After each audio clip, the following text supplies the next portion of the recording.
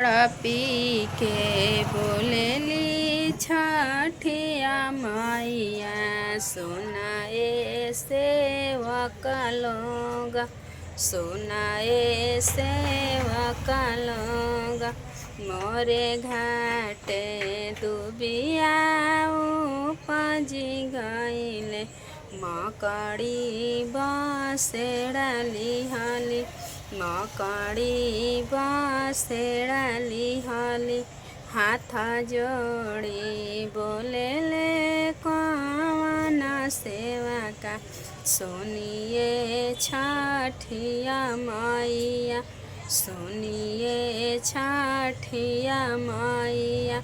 रौरी घाटे दुबिया छिलाई देबो, मकड़ी उबासी देबो, मकड़ी उबासी देबो।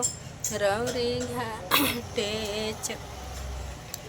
गोबरेली पाई देबो, चंदना छिड़काई देबो, चंदना छिड़काई देबो।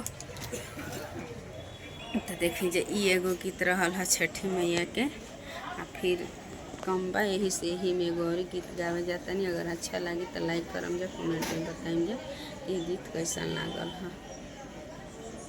चंदनी ताने चले ले कौन देवा, घुटी भरा धोती भीज, घुटी भरा धोती भीज।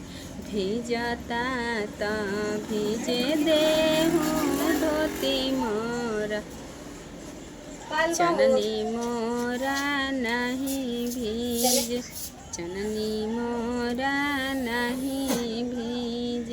भीजता तो भीजे देहूँ धोती मोरा, चननी मोरा नहीं भीज, चननी मोरा नहीं भीज। कोसी भरे चलेली कौन दे, 1.25 लाख के साड़ी भीजे, 1.25 लाख के साड़ी भीजे। भीजता तो भीजे देहूँ साड़ी मोरा, कोसी मोरा नहीं भीज, कोसी मोरा नहीं भीज। भीजता तो भीजे देहूँ साड़ी मोरा, कोसी मोरे नहीं भीज, कोसी मोरे नहीं भीज।